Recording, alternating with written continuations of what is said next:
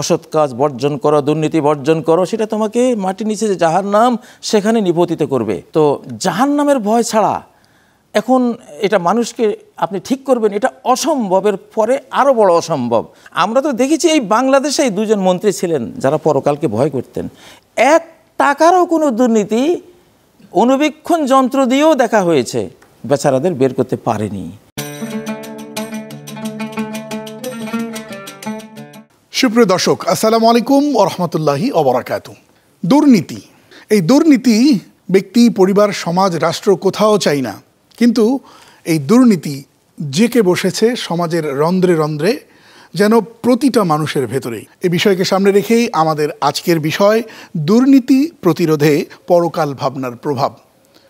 আর এ বিষয় নিয়ে হাজির হয়েছি আকিজ পাইপ নিবেদিত জীবন বিধান অনুষ্ঠানে। সাথে আছেন বিশিষ্ট আলেমে দ্বীন, ইসলামিক স্কলার মুফতি কাজী মোহাম্মদ ইব্রাহিম। শেখ স্বাগত। আসসালামু আলাইকুম রহমতুল্লাহ। ওয়ালাইকুম আসসালাম রহমতুল্লাহ। শেখ কেমন আছেন? আলহামদুলিল্লাহ, আপনি কেমন আছেন? আল্লাহ তাআলার কাছে শুকরিয়া আদায় করছি, আলহামদুলিল্লাহ। আলহামদুলিল্লাহ। আজকে যে শিরোনাম আমরা করেছি যে পরকাল ভাবনার প্রভাব আছে, প্রয়োজন আছে, অনেকে বলে থাকে যে এগুলি কোনো দরকার নেই। যদি আমার নীতি, নৈতিকতা, মূল্যবোধ, আমি যদি আমার নৈতিক শিক্ষাকে ডেভেলপ করি, আমার রুচিবোধ, আমার পার্সোনালিটিকে যদি ডেভেলপ করি, তাহলে দুর্নীতির দিকে আমি যাব না। পরকালের ভাবনা কি আদৌ কাজ করে?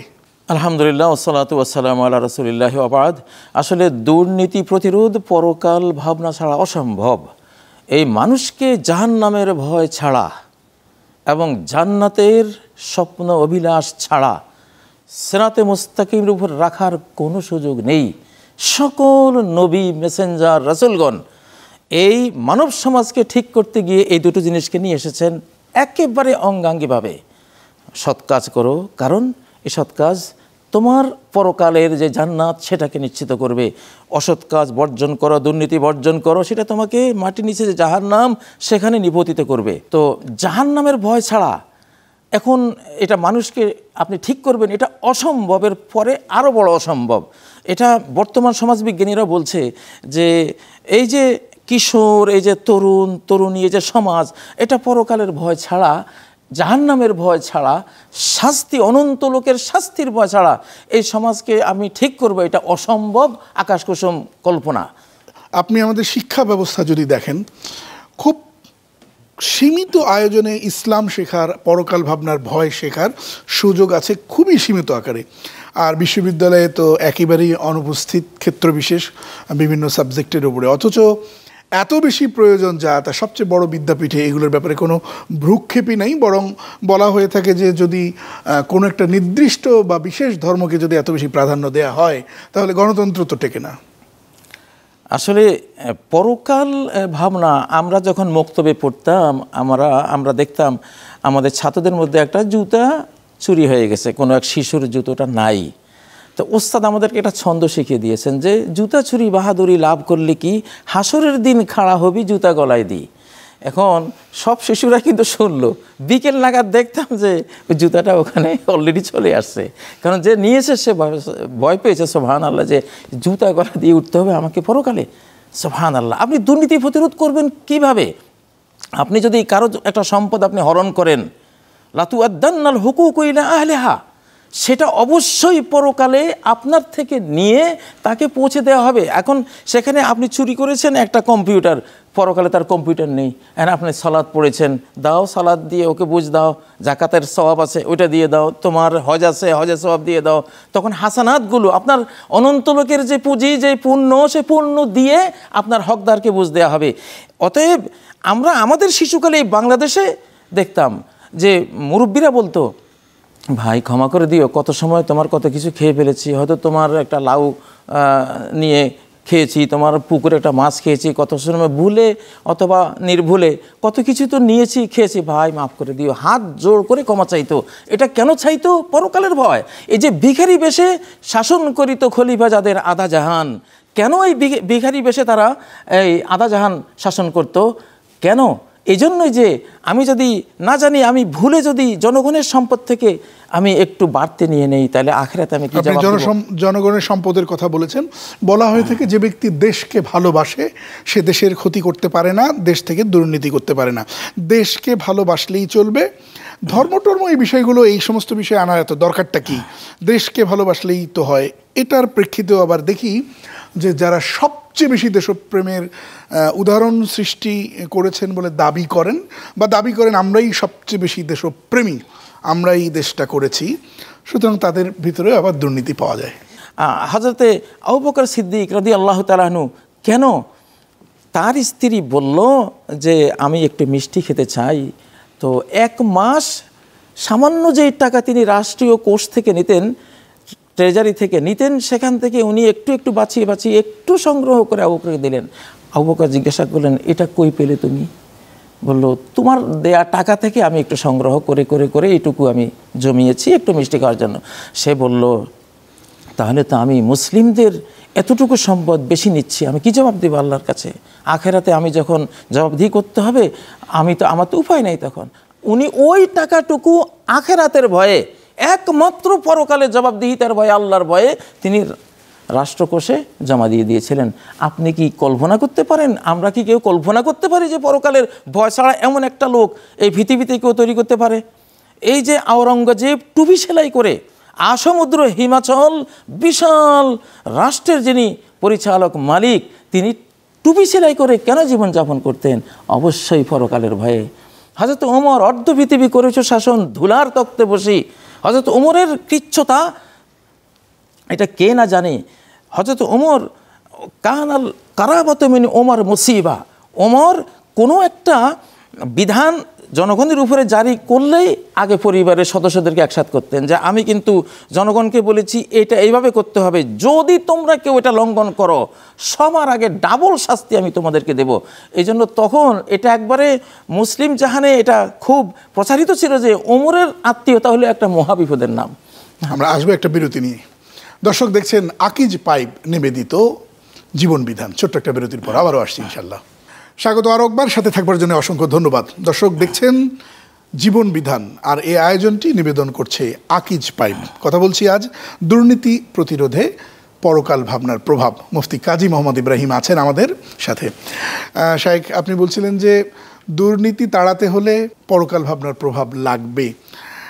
দুর্নীতি প্রতিরোধে তো খুব শক্তিশালী দুর্নীতি দমন কমিশনও তো আছে, তো দ্রুত করা সম্ভব নাকি? আমি না বলবো। দুর্নীতি দমন কমিশন আপনার মনোজগতে বসাতে হবে, ওই অফিসে বসিয়ে রেখে লাভ নাই। আপনার ভেতরেই একজন দুর্নীতি দমনকারী ইমান, একটা বিশ্বাস, একটা ভীতি, যেটাকে আল্লাহ ভীতি বলে, সেই অফিসে যদি ভিতরে থাকে আর কোনো দমন কমিটি লাগে না। আল্লাহু আকবার। আমরা তো দেখেছি এই বাংলাদেশে 2 জন মন্ত্রী ছিলেন যারা পরকালকে ভয় করতেন। 1 টাকারও কোনো দুর্নীতি অনুবীক্ষণ যন্ত্র দিয়েও দেখা হয়েছে, বেচারাদের বের করতে পারেনি। আমরা তো জানি এই বাংলাদেশে লক্ষ লক্ষ পরকালকে ভয় করে এমন আমাদের ইসলামিক টাইপের লোকেরা আছে, তরুণরা আছে। আমি জানি আমার নরসিংদীতে এক নির্বাচনে এক বড় দলের লোক ওই পরকাল ভয় করে এমন তরুণদেরকে কিছু টাকা দিয়েছিল যে নির্বাচনে খরচ করবা। তারা নির্বাচনে খরচ করে নির্বাচন শেষে 35,000 টাকা ওনাকে ফেরত দিতে গেছে। তোমরা এই টাকা ফেরত দেয়, এটা তো পৃথিবীতে আমি আর শুনি নাই, আজকে তো দেখলাম। তোমরা এটা কেন ফেরত দিতে আসলা? না, এটা তো আমাদের এখন তার এটা নেওয়ার রাইট নেই, আপনি যে জন্য দিয়েছিলেন আমরা ব্যয় করেছি, এখন এটা উদ্বৃত্ত, এটা আপনার জিনিস। দেশকে তো সঠিক পথে নিয়ে যাবে রাজনীতিবিদরা, আর রাজনীতিবিদদেরকে যখন এই ধরনের সবক আমরা দিয়ে থাকি তখন ওনারা বলে যে হুজুর, এই যে আমাদের দল চালাতে হলে, আমাদের কর্মীদের কাজ করাতে হলে, মানুষের কাছে ভোটের দাওয়াত পৌঁছাতে হলে, আমাদেরকে যে ভোট দেওয়া দরকার এটা বোঝাতে হলে প্রচুর টাকা পয়সা খরচ করতে হয়। আর প্রচুর টাকা পয়সা খরচ না করতে পারলে দল টেকানো যায় না, রাজনীতিও টেকানো যায় না। সুতরাং কিছু এধার ওধার আমাদের করতেই হয়। পুরো সিস্টেমটাই যখন আপনি এমনভাবে তৈরি করবেন যে আপনি ফাসেক না হলে আপনি চলতে পারবেন না, জালিম না হলে চলতে পারবেন না, কাফের না হলে চলতে পারবেন না। আচ্ছা, যারা পরকাল ভাবনাকে বিসর্জন দিয়ে পশ্চাতে ঠেলে দিয়ে রাজনীতি করে দেশ চালাতে যায়, কোরআন তাদেরকে একটা অভিধা দিয়েছে, টাইটেল দিয়েছে 3টা।